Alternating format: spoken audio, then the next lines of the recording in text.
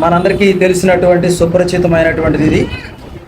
యెషయా గ్రంథాన్ని మనము చాలామంది స్కాలర్స్, ప్రీచర్స్ మినీ బైబిల్ అంటారు యెషయా గ్రంథం. యేసు ప్రభు యొక్క మానవుడిగా తన పుట్టుకకు ముందు ఒక 700 సంవత్సరాల ముందు రాయబడినటువంటి ఈ గ్రంథం తన యొక్క శ్రమల గురించి, ఆయన చేసినటువంటి రక్షణ కార్యం గురించి చాలా స్పష్టంగా ముందుగానే దేవుడు, పరిశుద్ధాత్మ దేవుడు ఇక్కడ మనకి రాయించడం జరిగింది.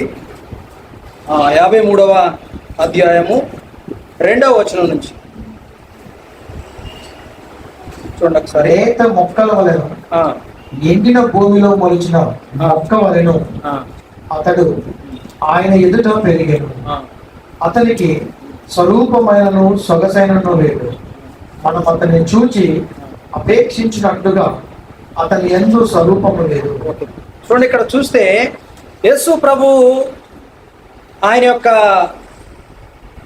కొద్ది గంటల్లో మరణానికి ముందు చూసినప్పుడు ఆయనకి స్వరూపమైనటువంటి రూపము అంటే ఆకారం, స్వరూపము, సు అంటే మంచి, తెలుగులో మనం సు అంటే మంచి, స్వరూపము అంటే ఒక చూడటానికి ఒక మంచి రూపం కూడా లేకోకుండా మారిపోయినట్టుగా దేవుని యొక్క వాక్యము చాలా ఇక్కడ స్పష్టంగా తెలియపరుస్తుంది.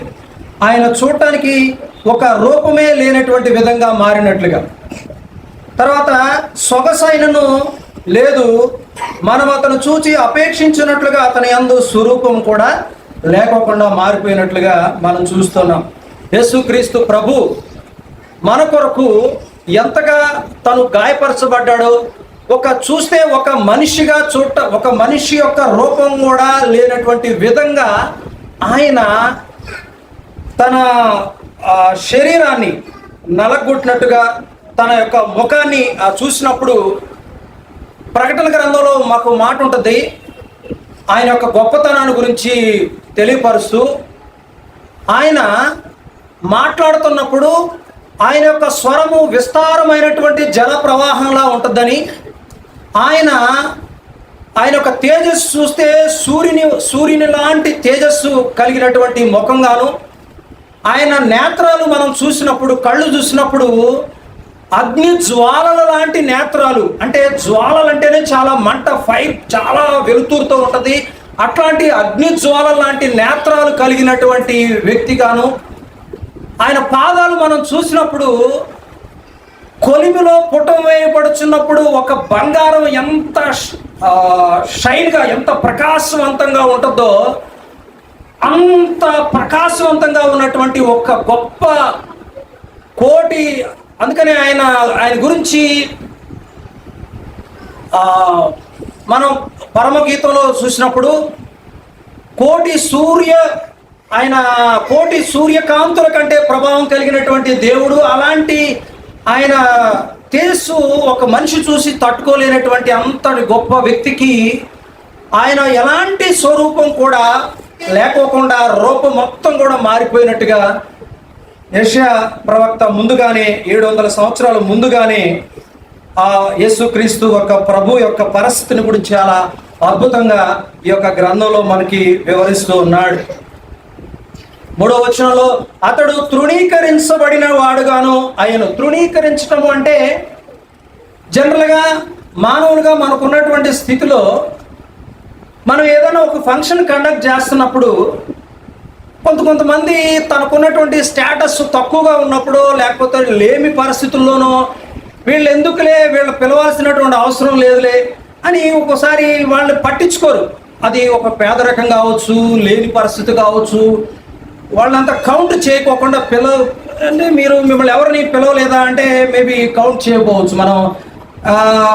ఎందుకంటే మనుషులు ఎక్కువగా వాళ్ళకున్న స్టేటస్ కానీ, మనుషులు ఎక్కువగా వాళ్ళకున్నటువంటి హోదా, మనిషి యొక్క రూపురేఖలు చూసి అతను బొద్దుగా ఉన్నాడా, హైట్గా ఉన్నాడా, మంచిగా శరీరం బాహుబలిగా శరీరంగా ఉందా, ఇలాంటి మనిషి చూస్తూ ఉంటాడు.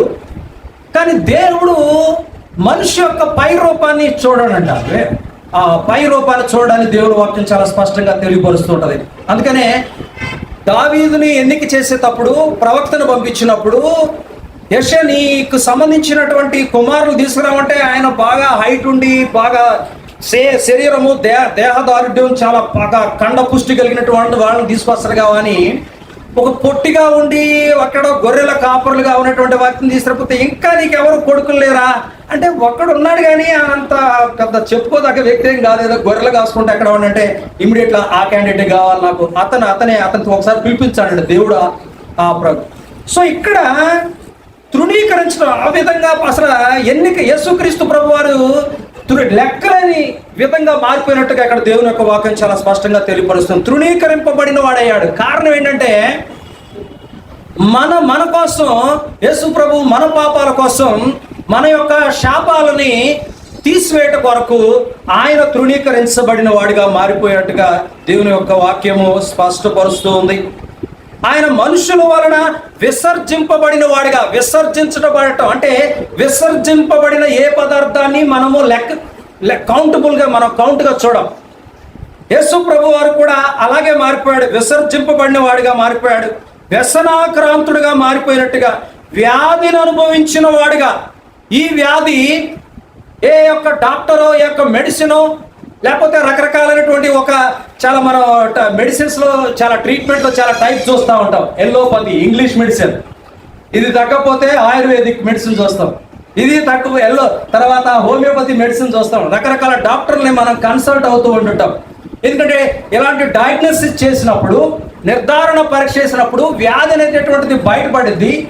సో ఉన్న ప్రాబ్లంను బట్టి డాక్టర్ని మనం అక్కడికి వెళ్ళి మనం ట్రీట్మెంట్ తీసుకుంటాం. కానీ ఇక్కడ చెబుతున్నటువంటి వ్యాధి ఏదో హార్ట్ అటాక్, షుగరో, బీపీఓ ఎలాంటి ఏదో డాక్టర్ దగ్గరికి వెళ్తే తగ్గే వ్యాధి కానీ ఈ వ్యాధి కంటికి కనపడినటువంటి వ్యాధి. ఏ పరీక్ష చేసినా ఏ డాక్టర్ దగ్గరికి వెళ్ళినా కనపడినటువంటి, కంటికి కనపడని వ్యాధి గురించి ఇక్కడ మాట్లాడుతాను. ఈ వ్యాధి పాపం అనేటటువంటి వ్యాధి. ఇది కంటికి కనపడకుండా మనిషిని యొక్క లోపలికి వెళ్ళి నరాల్లో, మూలుగుల్లో, కీళ్ళ లోపలికి వెళ్ళేసి మనిషిని కుంగిపోయేటటువంటి విధంగా చేసి చీకటిలోకి వెళ్ళిపోయేటట్టు చేస్తుంది, కానీ వెలుగులోకి వచ్చేటటువంటి విధంగా చేయదు. దీన్ని తీసివేయాలి అంటే ఒకే ఒక్క డాక్టర్, పరమ వైద్యుడు యేసుక్రీస్తు ప్రభువారు. ఆ వ్యాధిని తీసేటటువంటి ప్రయత్నంలో జరుగుతున్నటువంటి కార్యమే సిలువలో జరుగుతూ ఉంది. అందుకనే యేసుక్రీస్తు ప్రభు ఆ యొక్క పరలోకాన్ని వీడినప్పుడు, ఆ దైవలోకాన్ని వీడినప్పుడు ఒక చిన్న గ్రహమైనటువంటి భూమి మీదకి శరీరధారిగా ఈ లోకానికి వచ్చేటప్పుడు, తగ్గించుకొని వచ్చినప్పుడు ఈ లోకం కానీ ఈ లోకంలో ఉన్నటువంటి మనుషులు ఆయనకి ఇచ్చినటువంటి గిఫ్ట్, 2 గిఫ్ట్లు కనపడతా ఉంటాయి. ఒక గిఫ్ట్ ఏంటంటే సిలువ, ఇంకొక గిఫ్ట్ ఏంటంటే సమాధి. ఈ 2 గిఫ్ట్లు యేసుక్రీస్తు ప్రభు వారికి ఈ లోకం బహుమతిగా ఇవ్వటం జరిగింది. కానీ అది ఆయన చనిపోవటం. అందుకనే మనం మత్తయి, మార్కు, లూకా చూసినప్పుడు ఒక నీతిమంతుడు, ఒక మంచి వ్యక్తి, ఒక వ్యక్తి చనిపోతేనే, ఒక మానవాడి కోసం ఒక వ్యక్తి చనిపోవలసినటువంటి అవసరం ఉంది అని అక్కడ మనం నికోదేము కానీ అక్కడ ఉన్నటువంటి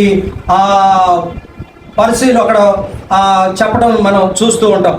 కాబట్టి ఈయన ఎలా మారిపోయాడంట, వ్యసనాక్రాంతుడుగాను, వ్యాధిని అనుభవించిన మనుషులు కూడా చూడటానికి కూడా చాలా దారుణంగా ఉందన్నమాట ఫేస్.